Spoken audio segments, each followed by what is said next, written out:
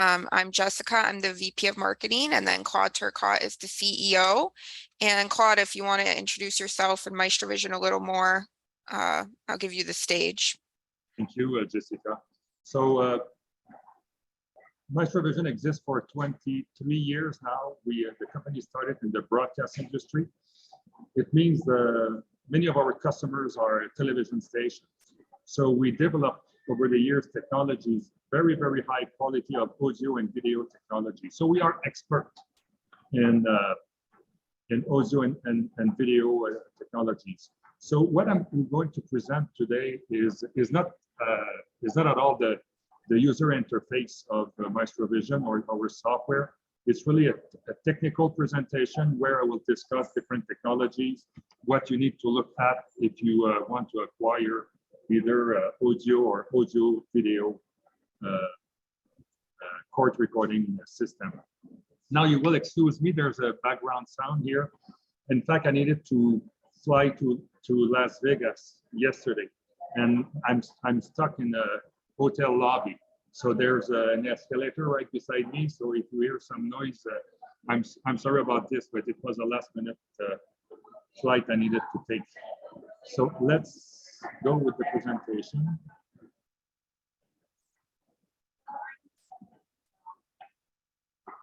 So do you see my screen? Yes. Okay.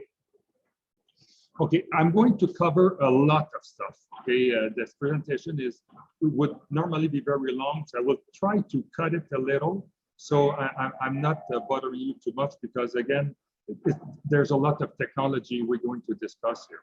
So what we will talk about is audio recording, multi-track recording, why it has to be multi-track. We will talk about ASIO technology, also about the Dente technology, how it can help you in your installations, microphone options.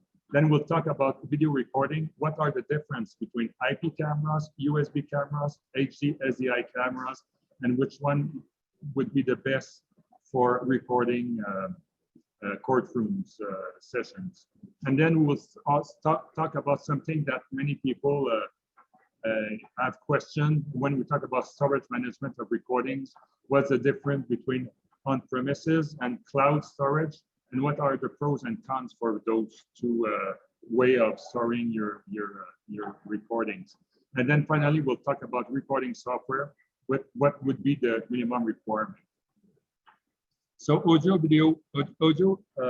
recording. Why multi-tracks?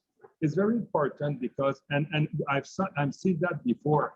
One of our customer, they told me the system they were using before was not multi-track. But what's happening if you're not multi-track? I mean, you can have somebody talking to a microphone, and at the same time somebody moving a piece of paper. And if it's all on the same track, you will end up with the person speaking and the noise, and then you may not be able to hear the voice of that person anymore. So this is why it's very important that your system has one audio recording per microphone. But so this is what you will end up with, like multiple microphones here.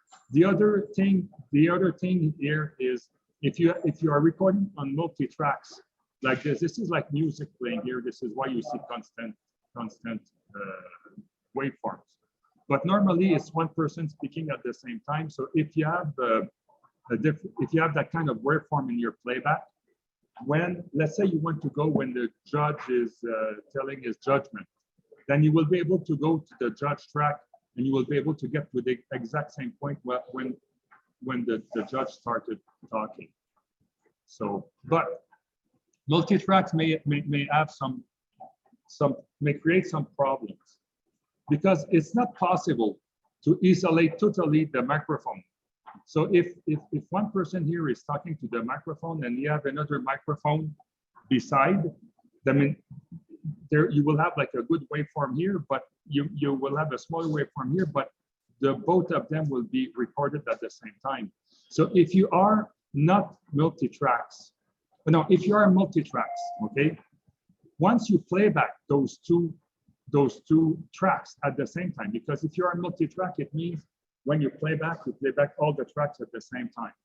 So here, if you where you microphone, hold on, I have a problem with my microphone.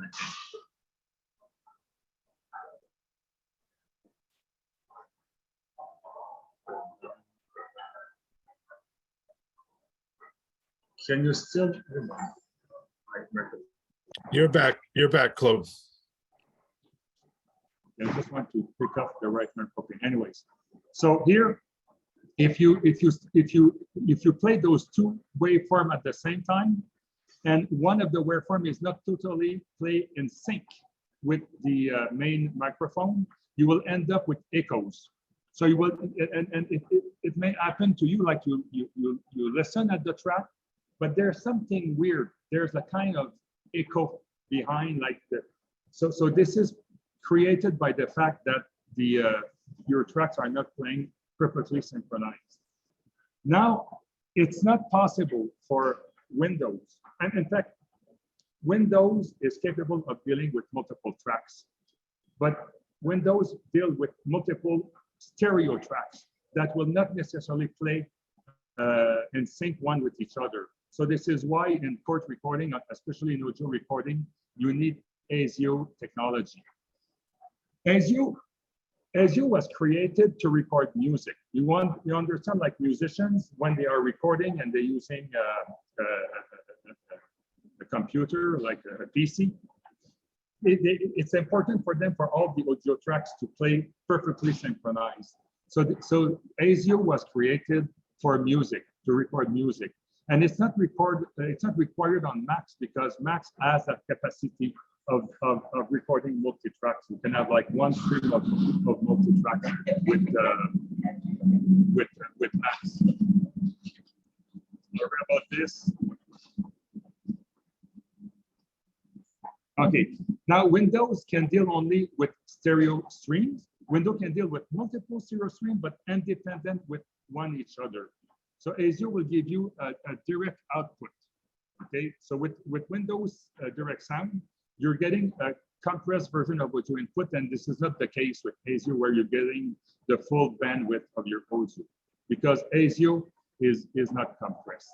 So it's important, if whatever technology you choose, whatever manufacturer you choose, it's important to make sure that that they are using ASIO technology. Now, it's possible you did not have that problem. If your computer is very, very powerful and is not too old, and then you may not have that problem. But if you're getting, if your computer getting aged and it does not have the same performance, I mean, it will be obvious that there is going to be a kind of echo when you're recording and you're not using ASIO.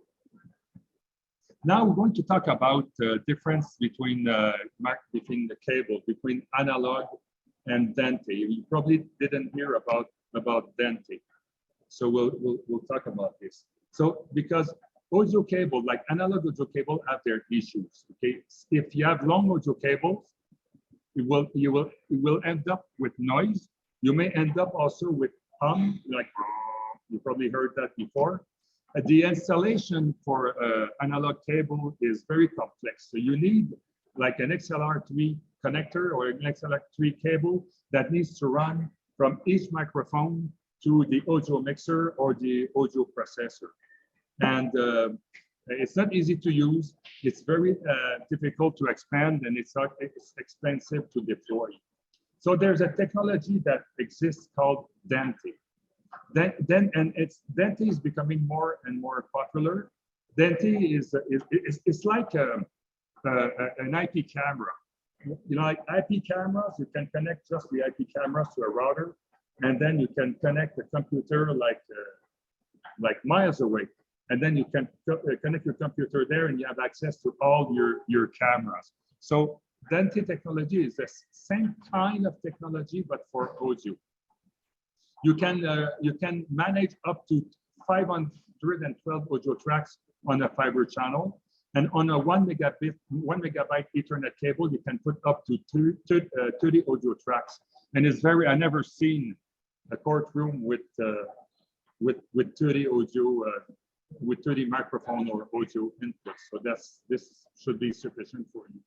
The other thing is, Dante is not like an analog cable carries only the audio, but sometimes on the microphone, you may want a switch. You may want a LED to turn on. You may have like data that needs to run between your console and your microphone.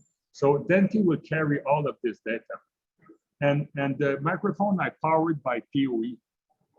So it means, I mean, I'll show you you will understand on the other page. So there's an auto device discovery and offers audio and USB Dante converters. So here, this is like a kind of a basic configuration of a Dante technology. So you see here you have all your microphones. You may that are like Dante technology. So what under the table, you connect all the microphones to a router. Like it's not a specific router. It's just like a standard router with PoE, because the microphone needs power, and the power of the microphone will come from the PoE of your router there. So you can also, some of the technology like this is like a Shure box here that can accept analog input. But the idea here is like all your microphones are connected under your table, and there's only one cable that will run from the router to the computer that will record your audio. So the technology is very easy, simple to install. It's more expensive. It's not cheap. I mean, the microphone, they run very often like $1,000 each, when you can have like a microphone for $275 if it's analog. But you will have a much better quality of audio. You will also have control. You will have LED. You will know who's speaking, who's not speaking, who's authorized to speak, and so on. And here I have a little more complex. Depending on the Dante box that you will choose here, you will be able to put multiple microphones. If you have questions, just tell me right away. So Dante technology is like a Ethernet cable, simple Ethernet cable that you connect to the box. And once it's connected, the Dante technology will recognize all of your microphones. So you will see all the microphones that are there, and you will be able to say which microphone you want to connect to your audio processor. Claude, it looks like Michael unmuted. Michael, did you have a question? Yeah, does the Dante router, does the MaestroVision recording application match the amount of channels that the router provides? Like, how many channels can the application record simultaneously? I mean, MaestroVision can record simultaneously 12 audio tracks. So again, if for whatever reason you end up with more than 12 microphones, you will use this interface here to mix them together. So you can say, by example, this microphone and this microphone will be connected together on channel 3, by example. So you can have more than one microphone per channel. So what you will normally do is try to have 2 microphones that are either distant one to each other, or you can configure this the way you want. But how do you, if you do more than 12, is there risk of, and then if you start coupling it into one channel, is there risk of, like, how do you split them out? If there's a risk for what? Like, how do you split them out for playback? Oh, I mean, when you play back, in fact, all the tracks will play together. But on the player itself, there's a way to mute each of the microphones. Or it's not the microphone that you're muting, it's the channel. So let's say by example, you want to hear only the judge. So when you play back, if you come here, oh, but this is not the player, this is the recorder. I don't have an image of the player here. But what you have on the player is there's a button, and you can mute each of the channels. So you can, this is the way you can isolate. I think my question was more, a few slides ago, you were showing us how it's, let me see, just a couple more back, like that problem. Yeah. The problem of if both microphones are on the same channel, Yeah, people exactly. won't be moving. Yeah, you're totally right. If those Oh, okay. two microphones are on the same channel, you will have this issue here. That's, yeah. The thing is, it does not exist a recording system that will record 30 microphones at the same time. So normally what you will try to do is put a microphone like this. Let's say you may have a microphone for the person who's translating. Normally the person who's translating is an isolated box. So because you don't want that person to speak at the same time and people hear. So there are ways that you can try to split your microphones if you have more than 12, to split them in order to make the best you can with what you have.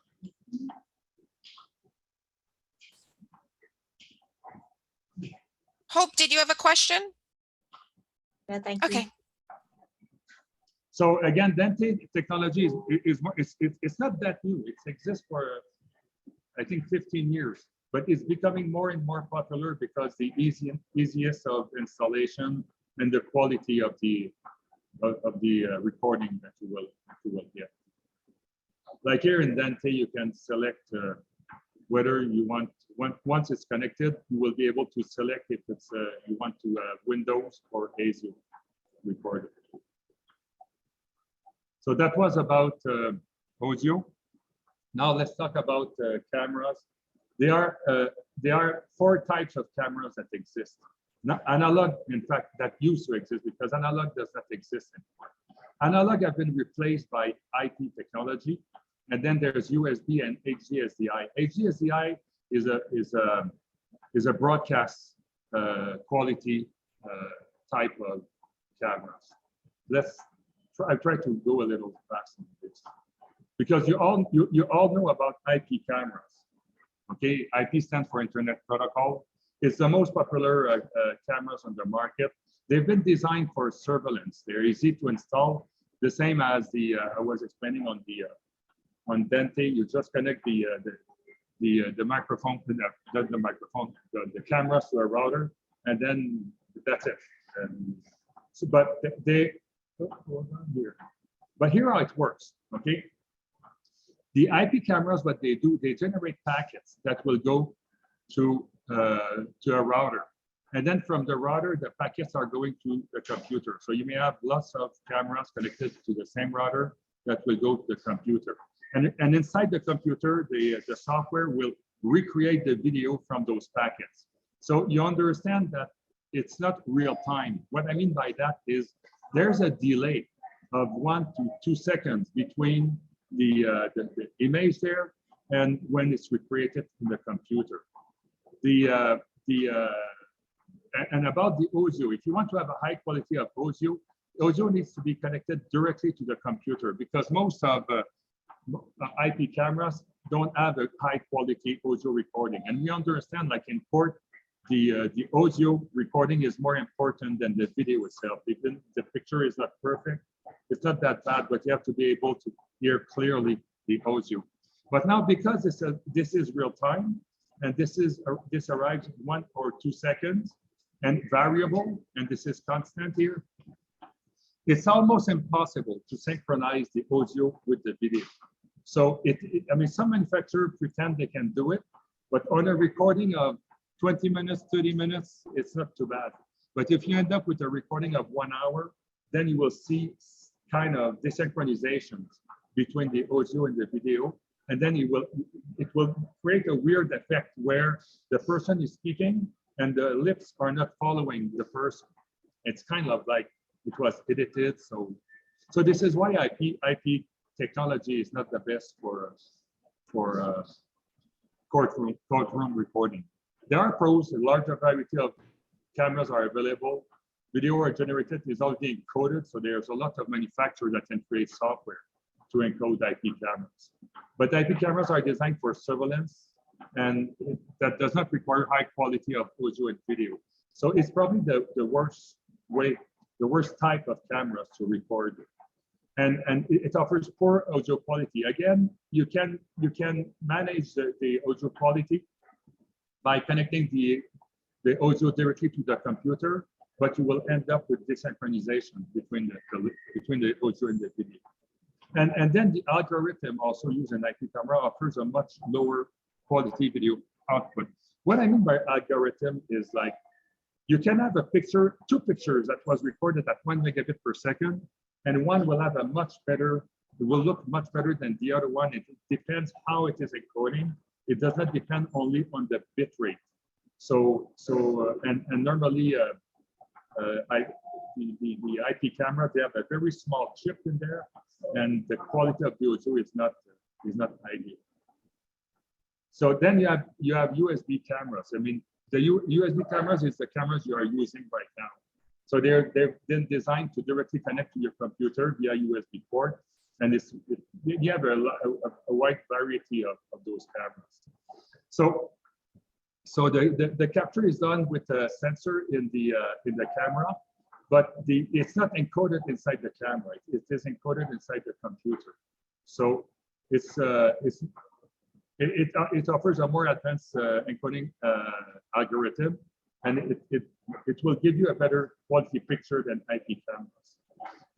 One of the things is like the length of your USB cable cannot be longer than 15 feet, but they are extender, like USB extender that exists, that you can put the cable as long as 330 feet. So, and it offers either integrated microphone or unbalanced audio. But okay, so pros, wide variety, the quality is acceptable. There's a limitation of 15 feet cable that overcome with the USB extender. It's possible to connect the audio directly to the computer and get almost full synchronization. And I say almost because it's not possible to be perfectly synchronized with the USB camera, but you have like only 2 frames, like it's 1/15 of a second delay between the audio and the video, and it's not perceptible. And because the video and both video and audio are going real time, the synchronization will not worsen like it's the case with the IP camera. The cons is encoding occur in the computer, and you need because an IP, the encoding is in the camera, it does not require as much powerful computers as with USB, because USB needs CPU to encode. So you will have some limitations, maybe to put like 4 cameras encoding at the same time with USB. And depending on the computer, the number of simultaneous recording may vary. It can be limited to 6, and it's less stable. And then you have the HDSDI. HDSDI is the same technology used by television stations. It was developed by Society of Motion Picture and Television Engineers for the highest possible quality of video and audio for broadcasters. It provides a stunning result when it's encoded in H.264. The video is encoded using hardware encoder. So in fact, it's not like a software encoding; it's a hardware encoding. In fact, on the computer, you need a card, like where you will connect each of those cameras using a BNC cable. So the hardware encoder uses a foremost algorithm to provide the highest quality. And if you look at television stations, I mean, this technology offers like perfect synchronization with the audio, and it's clearly the best technology for encoding. So pros is the best technology for courtroom recording, perfect synchronization between audio and video.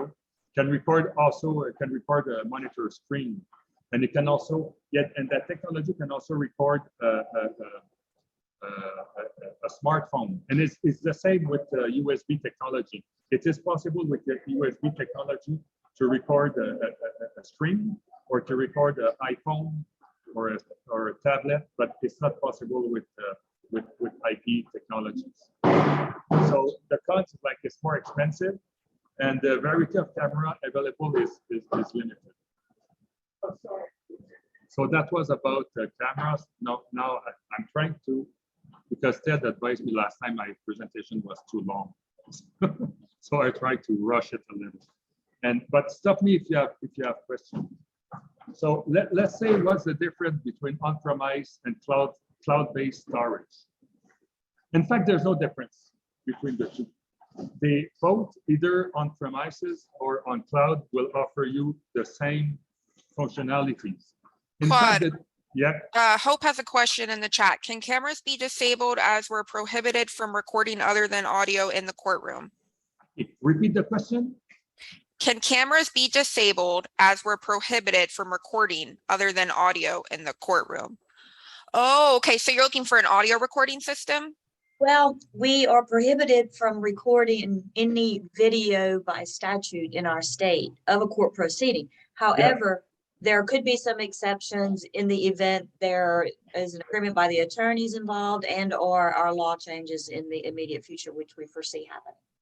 Yes, but then in that case, what you will need is still an audio video recording technologies. And then when you don't need to record the video, you just don't select the camera. It's unfortunate because I don't have the interface, but we have a video that explains this. Maybe you can share the video, Jessica, the USB recording, where you open a window and then you can select which cameras you want to record and which microphones you want to record. And then if you don't want to record the video, you just don't select the cameras and it will record only audio. Okay, great. Thank you. So as I said, there's no difference between the software. It's the same thing. It's just cost-wise. Cost-wise, on a 5 years period, it will cost you the same thing. Either you go with cloud or on premises. The difference is like cloud, you do not need to buy the hardware, but you need to buy the space in the cloud. And so it will cost you a lot more per month if you are using cloud technologies, and it will cost you a lot less per month if you use on premises. But on premises, you need to buy the computers, you need to buy the hardware, and you also need on premises to make sure that your internet connection will be sufficient depending on the number of people that will access your storage at the same time. So how does on-premise storage work? It's an application installed in your location that involves your own computer and hardware storage. So we will normally install a virtual server on your actual computers, and then we will help you, like designing the proper architecture, because depending, like we have customers that has 1,050 recording happening at the same time. So it's because you understand, like in courtroom, sometimes all the rooms are busy at the same time. And it's 1,000 courtroom installed in 35 different locations. So they needed their 5 servers in order to manage all of this data at the same time. So depending on the volume you have, we will have to configure your storage and your hardware accordingly. Again, you don't need to deal with that if you're dealing with cloud. So on-premise, your information technology specialist will install a virtual server on your existing hardware, including SQL application and video library application. You purchase and own with ongoing annual fee for updates and maintenance. Yeah, you will need to kind of, even if it's on premises, if whatever software you will install there, you will need to purchase the support, like the annual support. But the price for the annual support will be a lot less than the price for your storage on cloud. So on-premise, the pros is security. Many law enforcement entities are reluctant to have their information outside of their location. So by having an on-premise, it's in your location. And in-house facility is less expensive than using the cloud. The cons is like short-term is more expensive. You need to buy the hardware, the software needs to be procured, and all of this. Okay. So if you go with cloud, in fact, as I said, you will have the same software, the same functionality, the same everything, except on cloud, the application is based outside of your location in a data center. And there are a lot of data centers. And we are using the most common one in the United States by Microsoft. So the data center is not your provider. It is a service purchased by your provider. So normally it's us that's going to provide you with the data center, but the data center is not MaestroVision. So MaestroVision rented racks of space, and there's two ways. I mean, either we rent a rack of space, or we can deal with data centers that have their own hardware. But it's not normally you that will deal with that, it's your manufacturers. The benefit of the data center are the enormous pipeline of the data, especially if you have a lot of connections together. If you have a lot of courtrooms and a lot of people accessing, you will need to have a big pipe in your location in order to serve everybody. So you will not have that. You will not have that issue with the cloud system. So the cloud service is generally offered on a monthly payment program. Actually, your provider will require a signed contract and will charge for the configuration and installation. So even if it's only per month or per year contract, if you want to go with the cloud, there's going to be a price to install the software there. There's going to be an initial price because it needs to be configured for your specific needs. So all of the core that you are using have their own specific needs. Do you, does MaestroVision purchase the cloud storage? Like, do you contract with either AWS or Microsoft Azure? Yes. Is that how this works? In And fact, is it like a government cloud that you would purchase for us? in fact, we just started dealing with Microsoft Cloud, and as per today, our cloud is in a data center. We rent a space in a data center, and we pay a monthly fee for that data center, and we kind of just rent you the service. But we started dealing with Microsoft Cloud. We do not have a customer yet, but if for whatever reason a customer wanted to have that kind of that will be ready for this.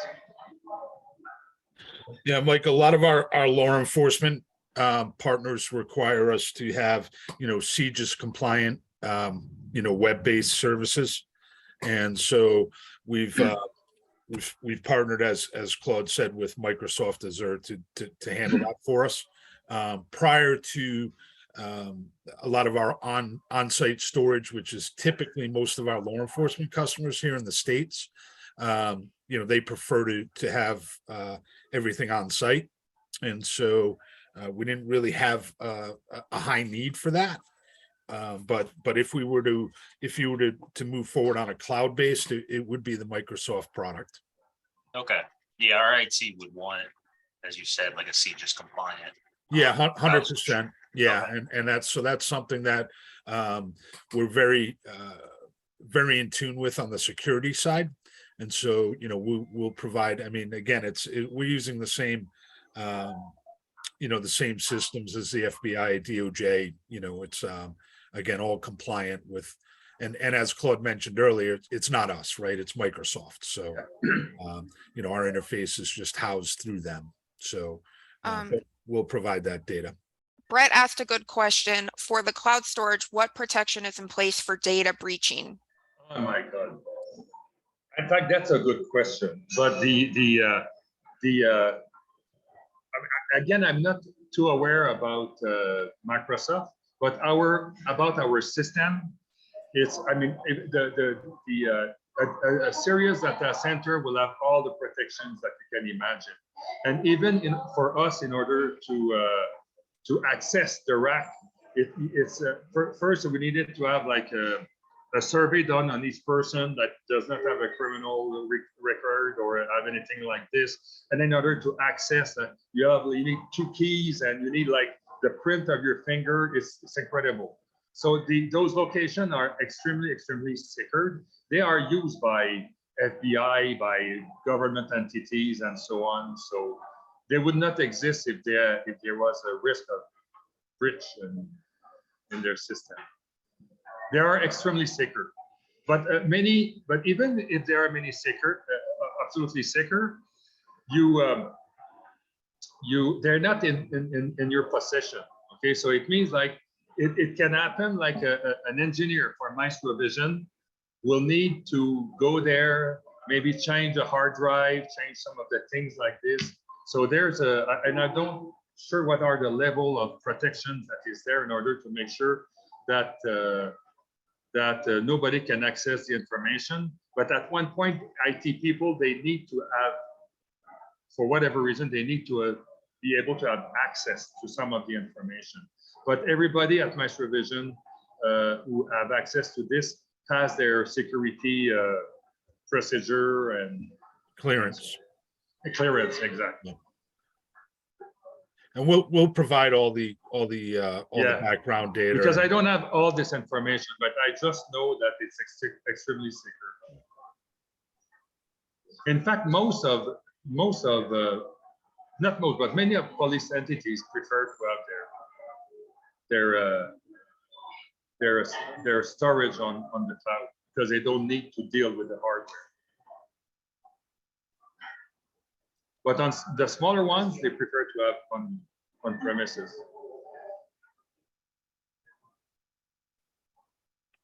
Other questions about storage? Yes, Brett asked, with approved access, would users be able to access multiple times a day? Normally, you can access what multiple times a day? Because you can access your data as often as you want, but I don't understand what you mean by. I think that's what I think he's referring to the, correct me if I'm wrong, the cloud-based storage. Yeah, but I don't understand the question. You don't normally to have access. Access the recordings, correct, he Oh, said. yeah, you can access that like as it is exact the same thing as if the computer were in your location on the cloud. It's the same thing. Except it's just, the only difference is the hardware is not located on your premises. But it's the same thing. You can access as often as you want. Providing that individual has the credentials to do that. Exactly. So you would control that, Brett, as far as, who would have the credentials to go in and access any of those recordings at any time. But you see, like this should have been a presentation alone by itself. Just all the security things, and maybe we should make another presentation soon. That'll be our next one. Yeah. Yeah, on security, how it works, how people access, and what kind of encoding, what kind of encryption is done in order for all of this is like an hour presentation. So it should be a presentation. So next time we'll do that. And it will not be me doing that. I'm not the expert in security. So this is why I cannot answer all your questions, but we have engineers that know what they're talking about when they talk about security and so on. So if I just finalize this, audio recording requirements, you have to have whether audio or video, you need the ability to upload the docket.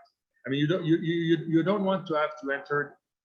You want as less possible manipulation while you are recording. So if the dockets are already entered, it will just be a click of a mouse, to annotate the case number or the case that is recording. Audio recording by court number entering courthouse and all of this. So you need to be able to enter metadata information, use the meters, view the actual level of input signal, indicate the start time and end time of each trial recording in hour, minute, and second. Identify by default the system user, room, clerk, and date. Enable the president of the hearing judge to be identified before, during, or after the registration, the recording. And by default, set user group for security, for restriction type. Restriction is about, I didn't mention this. Restriction is about being, let's say for whatever reason, you're recording you create your recording. But for whatever reason, the judge calls both lawyers to his table. You don't want this part to be public.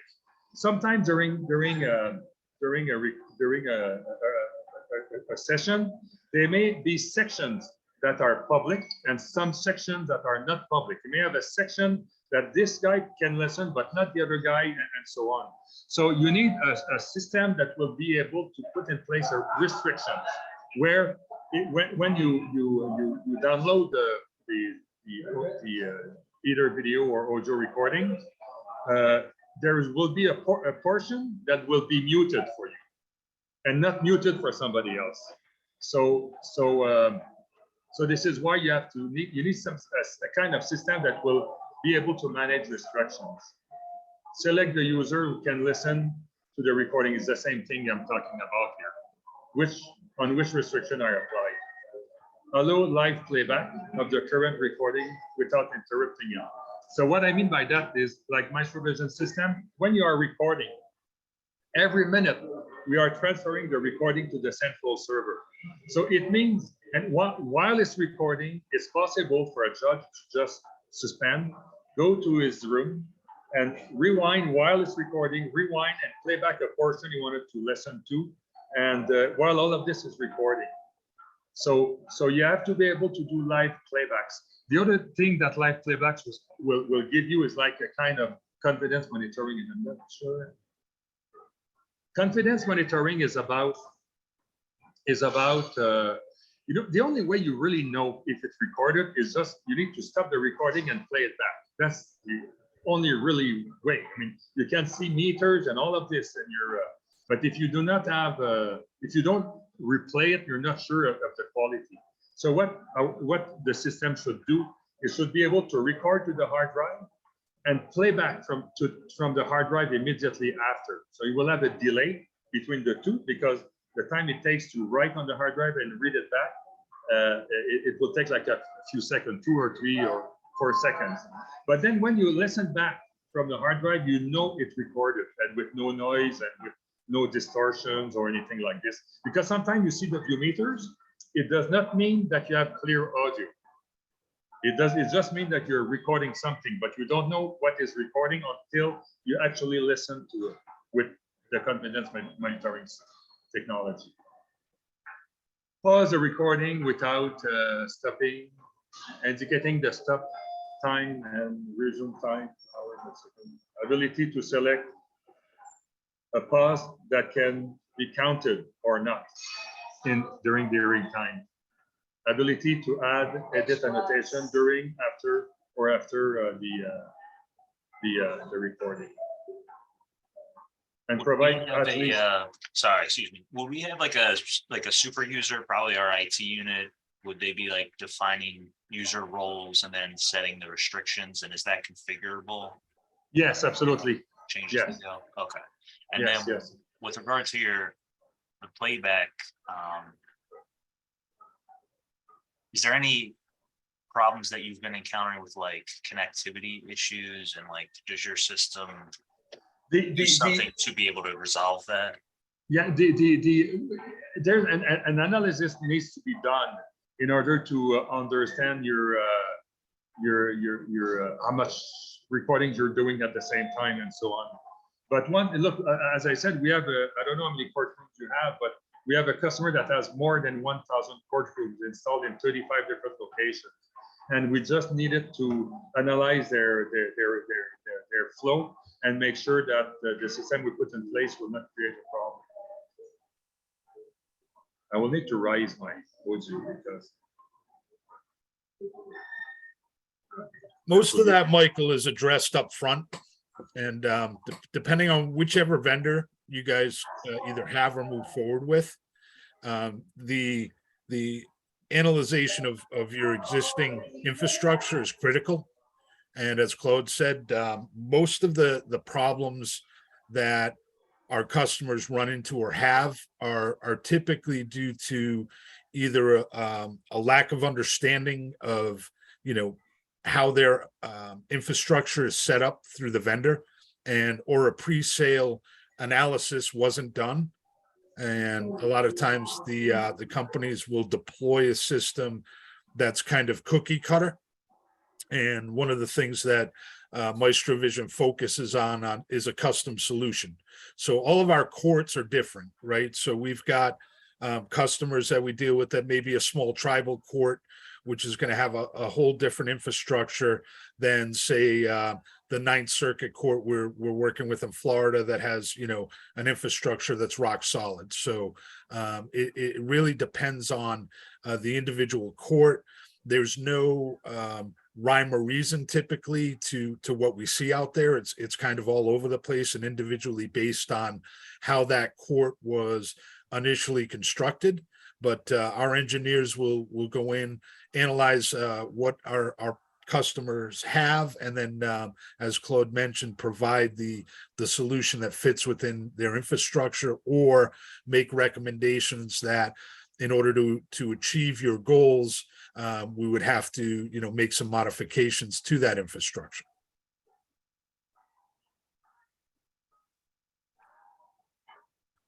Again, that subject can be like for a presentation by itself. So maybe we can cover this during our next presentation.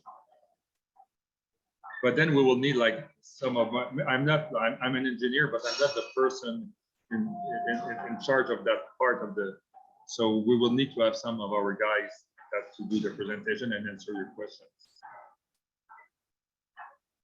Again, there are some requirements for a video library. Display the list of record for destruction. You need to be able to manage your recording. Leave the recording on the local station without removing them for a period of time and so on. In fact, allow transfer of files, allow online monitoring. Recording will be organized on a web-based management. Offer an easy to follow and comprehensive set of screen for entry of case information and so on. Ability to search by name, date, event, device. So you need like the video library. You need to be able to search on whatever you want. You also need to be able to say, I'm looking for all the cases where it was that judge at the same time of that lawyer talking about criminal case on DUI and so on. And then you enter all those parameters, and the system must be able to search on all of this. The system need to be able to search also on the metadata, not on the metadata, on the annotations.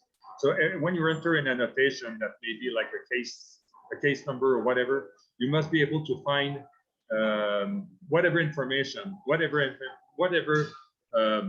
annotation that was entered on the system. So you have to be able to search by judge, lawyers, clerk, and so on. Also provide an audit report. Yeah, this is important. The SEM needs to be able to say who accessed, when, what, and how long they access the information. So you need this. I just want to mention that these are all security requirements that we comply with. Everything that we're recommending here is what we offer. So. Okay, so here. Tip to getting started: understand your budget, understand the timeline, take picture of your courtroom. We always asking that so we can design something that will be specific for you. Speak with the IT to understand their requirements. Create a feature list of what you're looking for. Ask budgeting if they can manage recurring fee or not. Consider your storage, either you have existing storage infrastructure in place, or do you want cloud-based or on premises? So maybe you can explain this, Jessica. Sorry, yeah. So a lot of the questions that everyone has had have been really great. What we can do for anyone who's on this webinar live is if you book a demo with us, we'll be able to show you the videos with the user interface of our software. We'll also be able to include some of our technical specialists to answer any of your more technical questions. So if you book a demo with us by the end of the year, then we will offer you a special discount just for coming to our webinar of $1,000 off our court recording software license for each license you get. One thing, Jessica, is we should have next time we will have one of our engineer with us to answer some of the more technical question. I'm a little sorry. I probably did not respond 100% to what you were expecting. So next time we will make sure we have an engineer. And what we can do also is you can send your question to Jessica.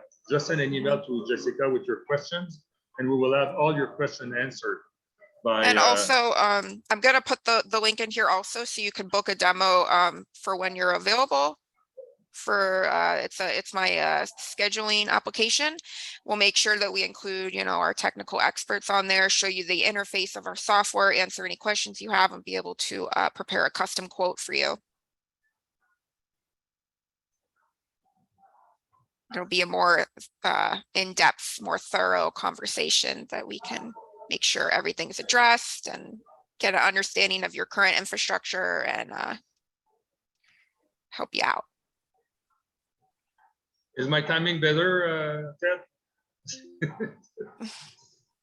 Very much so, Claude. I tried to rush it. I'm sorry. I mean, it looked like I was rushing it. No, I it's wanted a to. lot of I was- material. Yeah. So with that in mind, does anyone, I know we kind of had to rush at the end. I'm going to send this recording, and also anyone who wants the slides, feel free to email me and I'll send you the PowerPoint as well. And in the meantime, does anyone have any additional questions about anything we covered today? I just wanted to say to all our FJD folks, if you want to funnel the questions or comments through me, and then I can communicate with the vendor, so our procurement unit has a record of the conversations with the prospective vendor. Again, it was not like a product demonstration. We did not try to make a presentation of our product. It was more a presentation about the technology or the technologies. But maybe, Jessica, we can post or send or email like the links. No, yeah, I prefer to have a meeting where we show them the videos and we kind of discuss that if they have any questions. So I highly recommend booking the demonstration, and then we'll be able to make sure we move forward with providing all the documentation needed, answer any security questions, any application questions, get an idea of your current infrastructure, things like that. We typically ask for like pictures of your current configuration in terms of what's the square footage, where is everything placed, or, you know, pictures of your courtroom, so we can build out a very tailored custom proposal. So that's always the way we like to go. So thanks for joining us today. Yeah, thank you, everybody.